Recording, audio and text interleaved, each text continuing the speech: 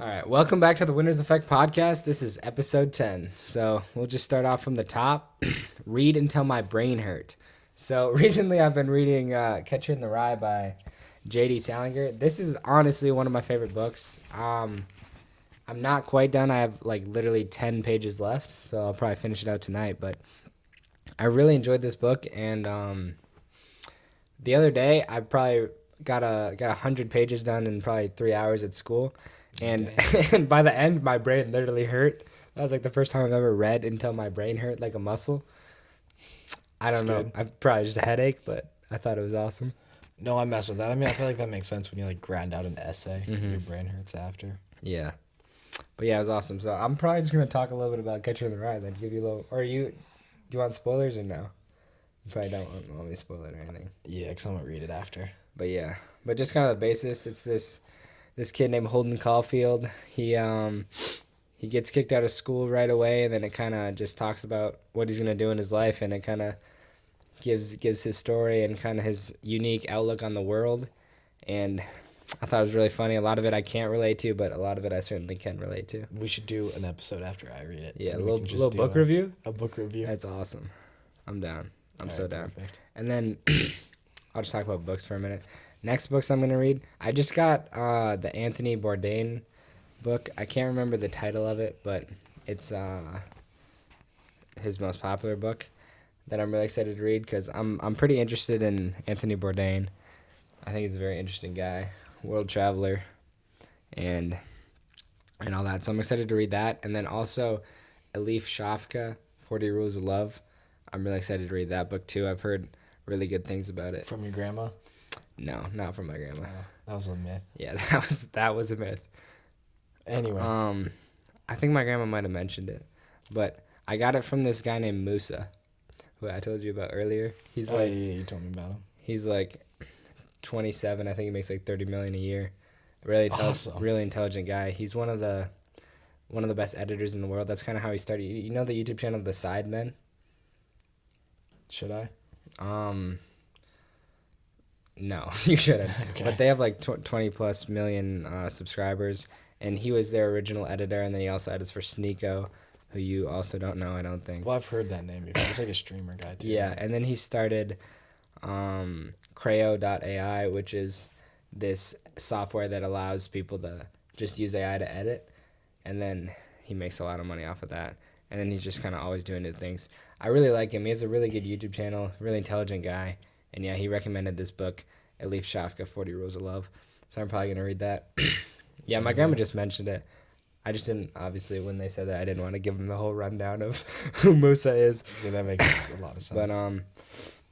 But Is it like a romance novel?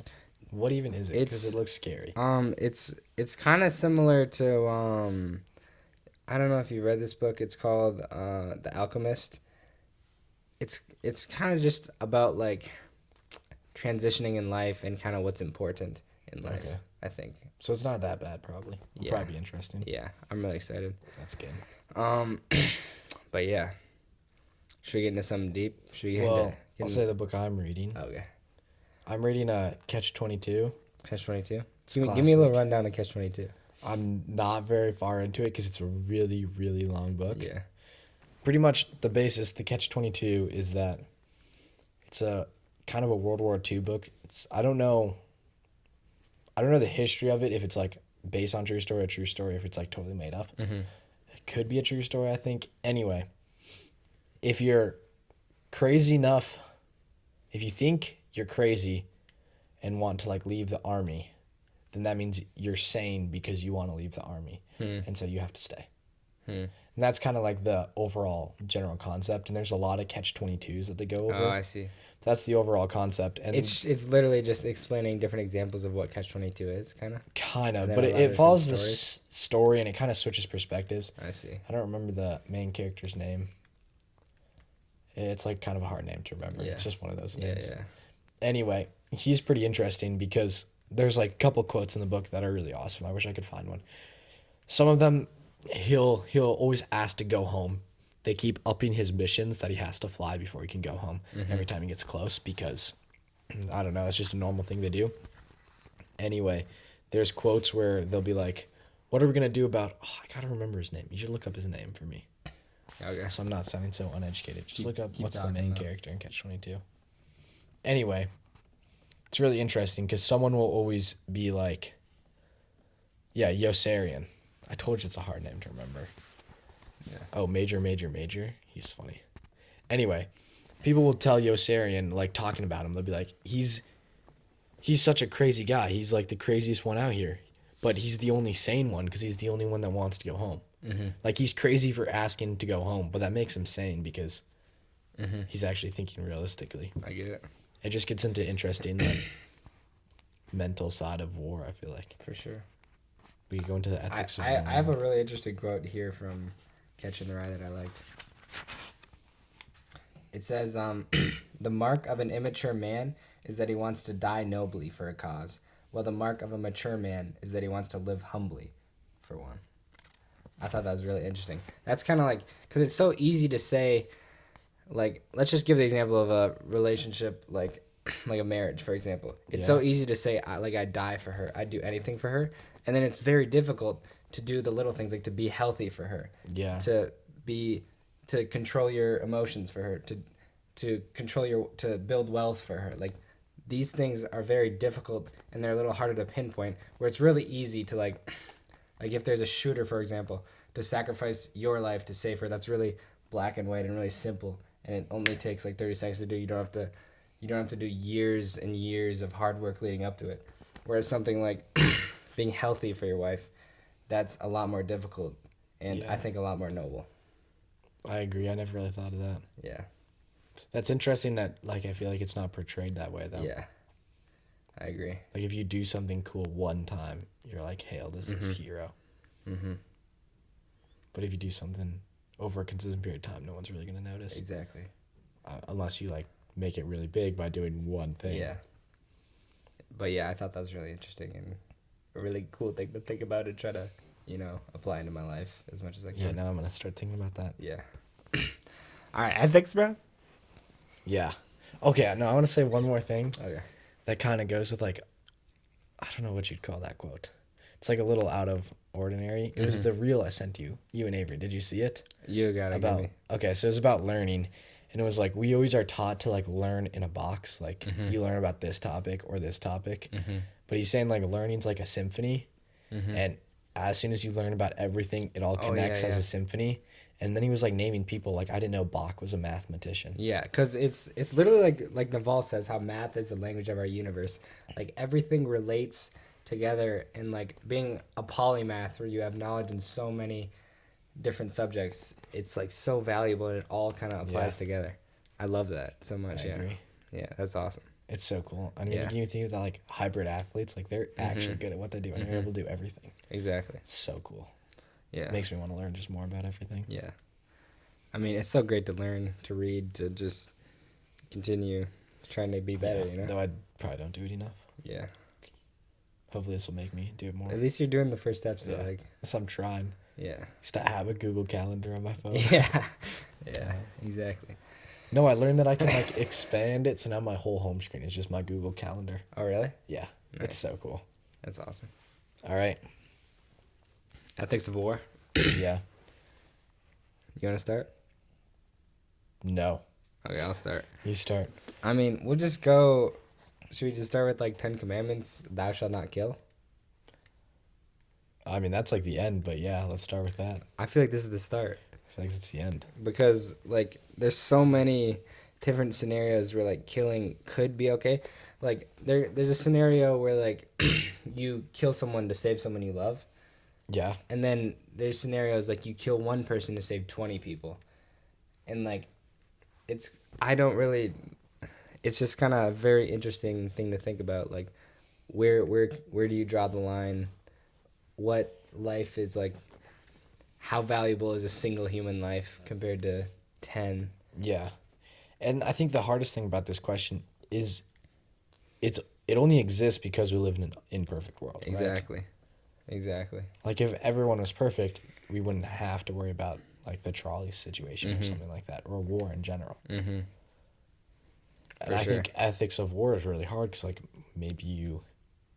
Because, yeah, the thing about war is like, obviously we don't want to kill anyone, we don't want to hurt everyone, but there's people who are completely willing to kill and hurt people for power. And so And is then it worth killing those people? and then if those people do get in power, they're just going to kill more people, and it's going to be an even worse world. So it's kind of like you're morally obligated to fight for what you think is right, even if there are going to be deaths in the meantime. Not that I agree with killing anyone, I'm just talking right now.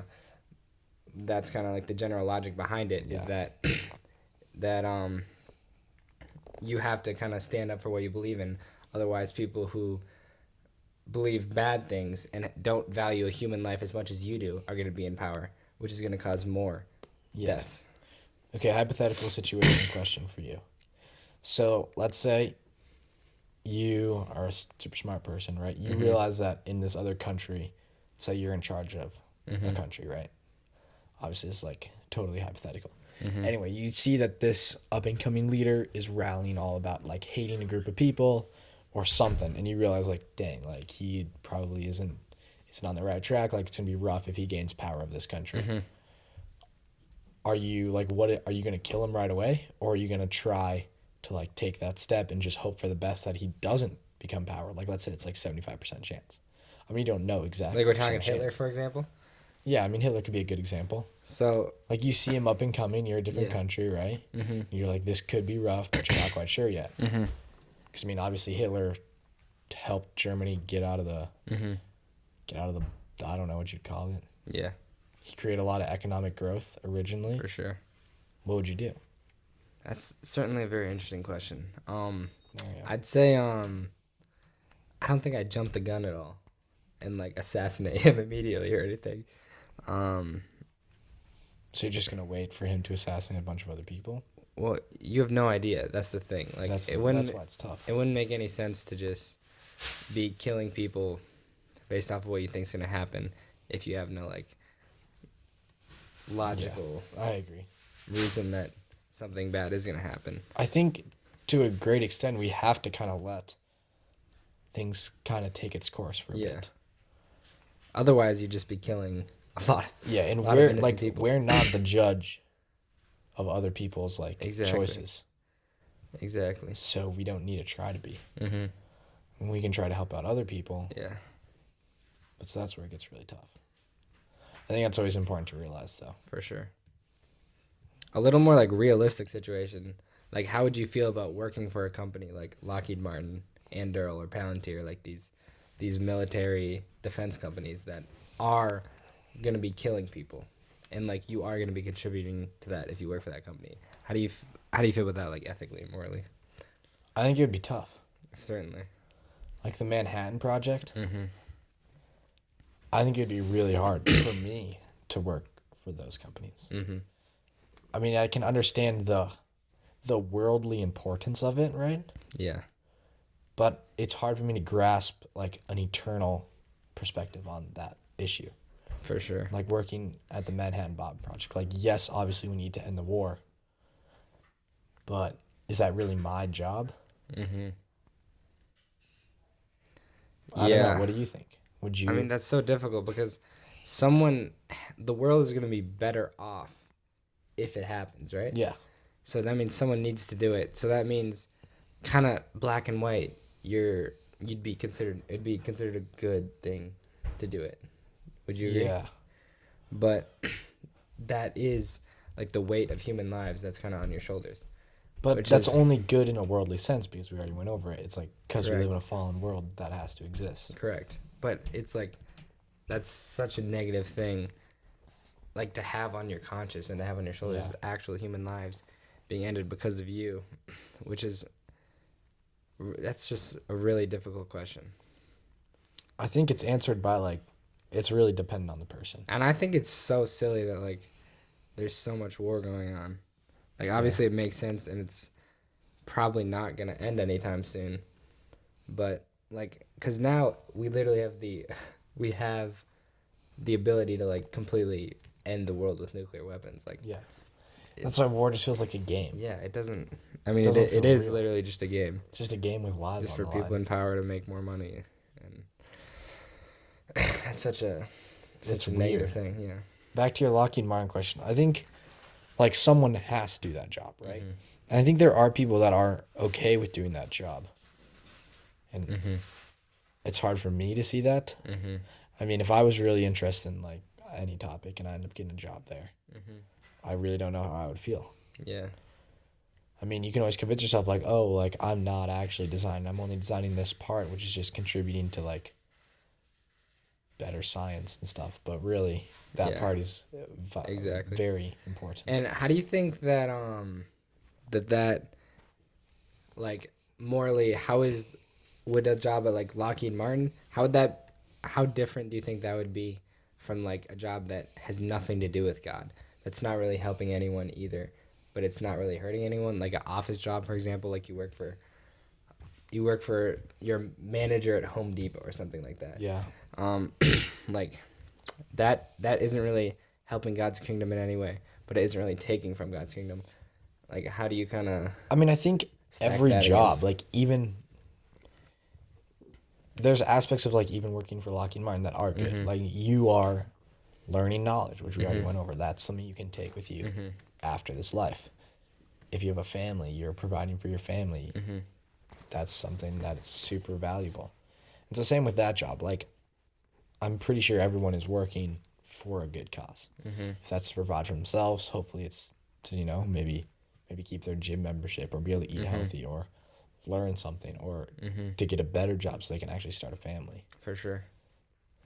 So that's Also, my opinion. another on it. question, something I think about all the time, is how do you feel about like making money off of something related to God? Like, for example, you sell Bibles. You own a print press that sells Bibles, or for an example, you own a clothing brand that's like a Christian clothing brand. How do you feel about like profiting a lot of money off of something related to God? I think depends in what context you use it. It's tough because you obviously have to use it for a good cause. But it does annoy me sometimes when I see like some people that are just using it just for content often. Or I think some people like overuse it, like just putting a scripture verse in your bio. Yeah, because Like there's literally for no reason. because there's just for also the positives. Like, let's just go like Christian clothing brand, for example. Yeah. Like you're gonna be spreading the word. There's gonna be Yeah. like God's name is gonna be out there more because of you, but you're also kind of overcharging so you can profit the margin. Like that's kind of a hard thing to think about. It is hard. I mean, in an ideal world, you wouldn't have to. Yeah. But obviously, I think it's in a perfect okay. world. I agree. Because, I mean, let's say, like, I don't know what you're using this money for. I mean, maybe you're going to go buy some I prostitutes mean, just or just something. just like your personal money though. Like, when does it get to a point like if you're making $500K a year off of this, like you're the CEO of a large clothing brand, you're making maybe $1 million a year. Is that bad? And then you're only giving, let's say, 15% of that. Like, I don't think that's bad. do you think that's okay? I think that's okay. I mean, obviously, ideally, like, you'll give a lot more, but I think that's hard for us. I mean, we all have our earthly goals. Yeah, Some and of our then- earthly goals you're going to need income for, Yeah. and some of those goals are, like, eternal. Like, if you want to give your family the best life, or at least what you think the best life is. I mean, I know happiness doesn't really relate to money, but Yeah. sometimes it is easier. Yeah. So, I don't know. Yeah. I haven't really thought too much about having a Christian clothing brand and then profiting a bunch off of it. Because I think so many other people do that so well. Because like churches too, for example, like, what if you started your own church and then you pay your salary from the church. All your money comes from the church, and let's say you make $200,000 a year. Like, is that wrong? Do you see that as wrong? This is actually tough for me because in the church that I go to, right? Yeah. I think everyone knows that I'm Mormon, right? Yeah. The leaders of our church don't get paid. Oh, really? That's all charity work. Interesting. So I think for the most part, unless you're literally spending every minute of your day doing church stuff, which for the most part, I feel like pastors aren't. But It's not something what if that's you're needed. running like everything behind the scenes? You're managing all the money that comes in the church. You're figuring out where the money goes. Everything. Your only job is just the church. You're marketing it, trying to get more people there. Like, you're trying to start a new church, market to Yeah. the young kids, get youth group, get I everything mean, if you're going. literally wasting your time doing that, then I can see getting paid like a living wage. But you have to realize Like, I think if you're actually striving to be a good person, you'll realize, like, this is charity money people are giving to me. Right. Like, they're paying me because I'm helping bringing them closer to Christ. For sure. So realistically, I should not be taking any more than I need. For sure. And I think most people do a good job, but I think there's And then, people that like- exploit that power. And then, like, how do you know how much you need? Like, where I mean, that's up to you. if that's your, what if you decide that $500,000 is what you need, like, to have the life you want, to be able to do the things for your family you want?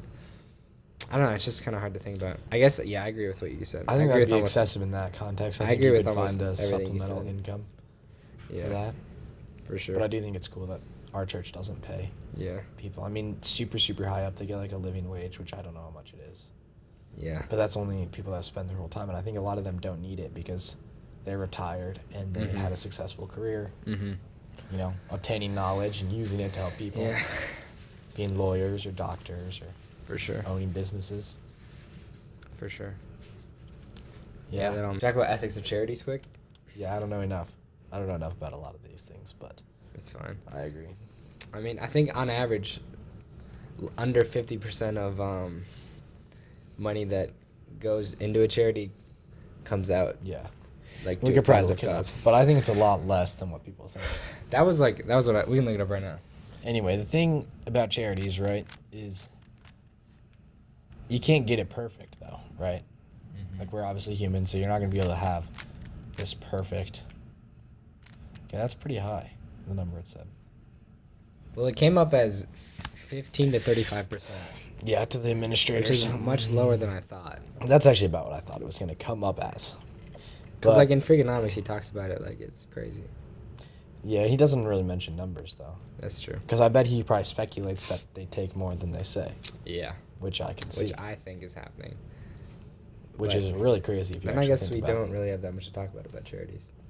No, I mean, I still think they could be messed up and could be better. Yeah. I think generally if you can like actually like see where the money's going, that's like much better off. Like Yeah. giving to someone specifically, helping someone in need that you see, building something for someone. Like actually using your money physically is probably the best option, because if it goes to a charity, who knows how much of that is actually going to go to where you Yeah. want it to go.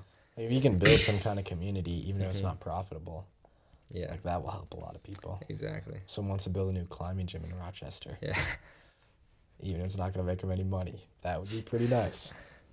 And a gym, so Avery can have his gym and you can have your climbing Yeah, gym. well, a nice climbing gym would obviously have a gym in it. Exactly. Shout out Roca. And Climbing a little Fitness. coffee shop for me to just chill out. Founders Cafe. A little Founders Cafe. Yep. What else do we got? Trademark that name, though.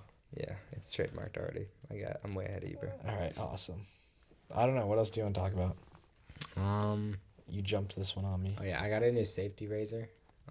I cut myself Oh. a lot of places actually. With your new safety razor? Still getting warmed up with the safety razor.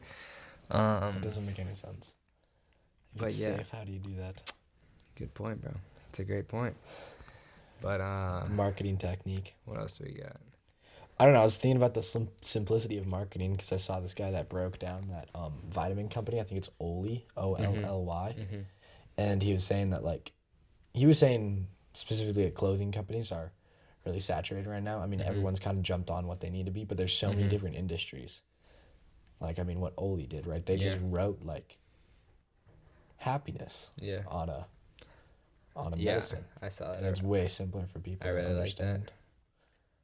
I think that can be cool in different For sure. brands. I think that'll be a big future of brands in Yeah. 2027. Sorry, that's For off sure. topic. No, that was good. That makes sense. I do Yeah. want to talk to you more about that after. Actually, I'll write that down. Yeah, I agree.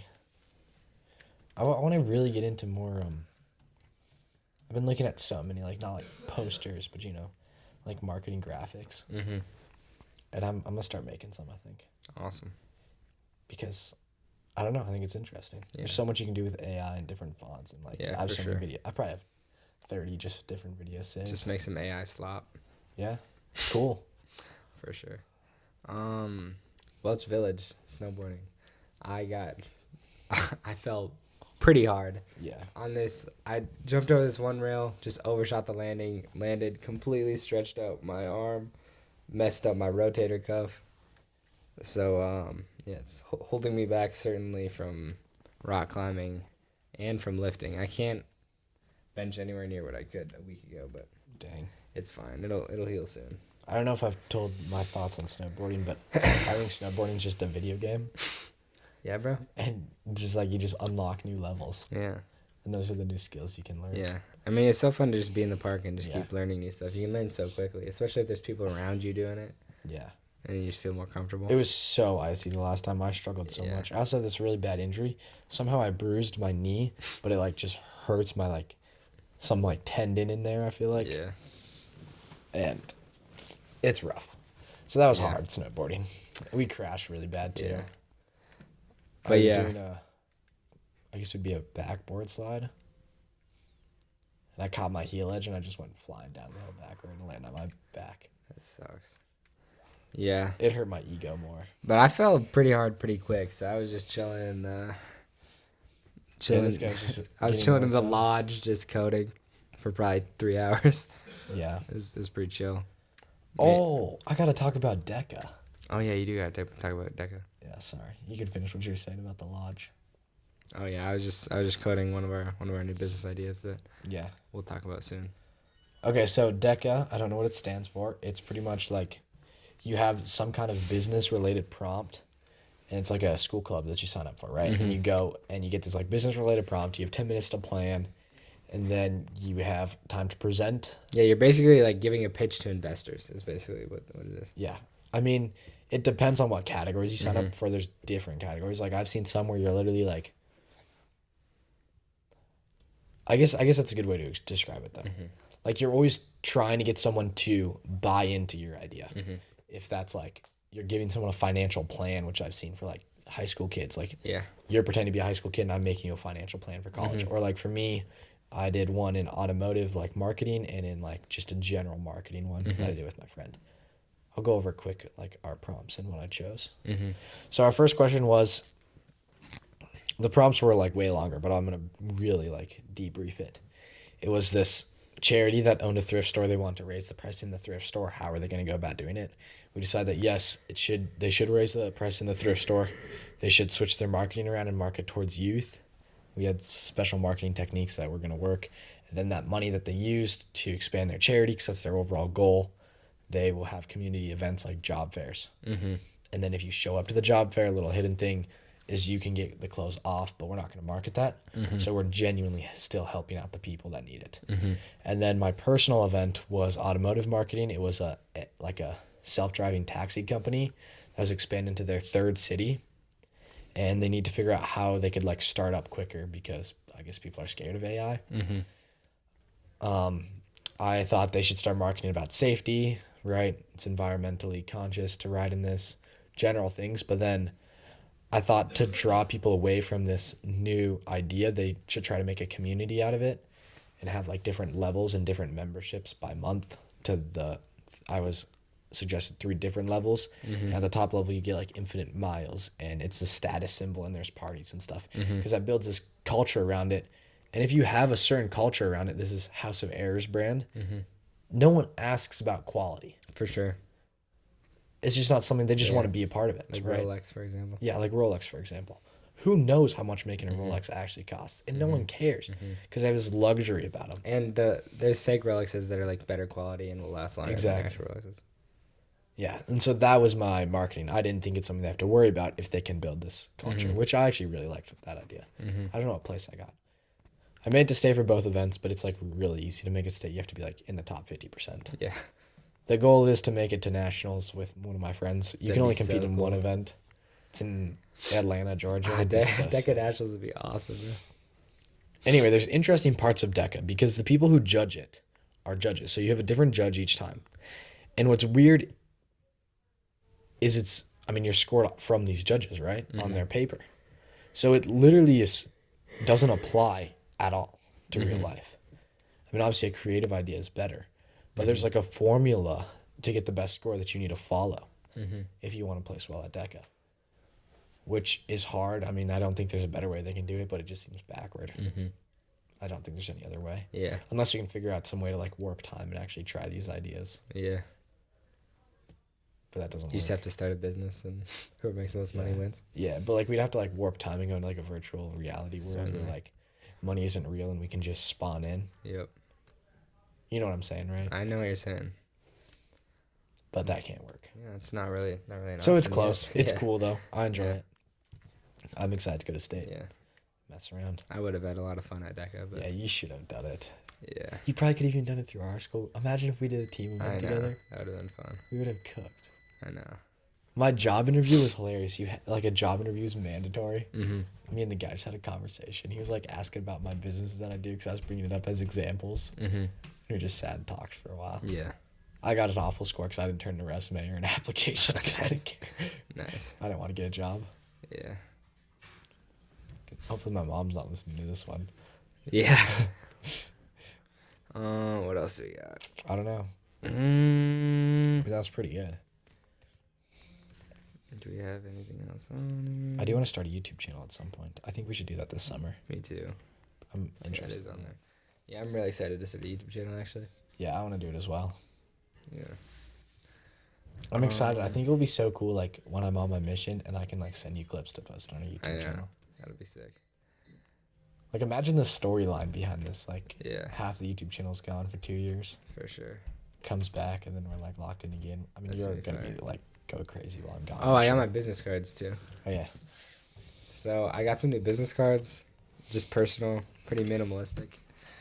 This is one side, and then that's the other side. Sick. It literally just says, "Hey, I'm Noah.